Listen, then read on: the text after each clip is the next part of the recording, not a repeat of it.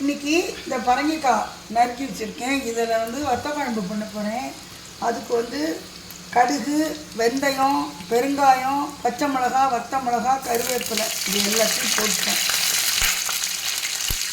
இப்போது அலம்பி வச்சுருக்கிற பரங்கிக்காய் துண்டங்களை அதில் போடணும். நான் தோலோடு தான் போடுவேன், அப்போ தான் டேஸ்ட்டு நல்லா இருக்கும்.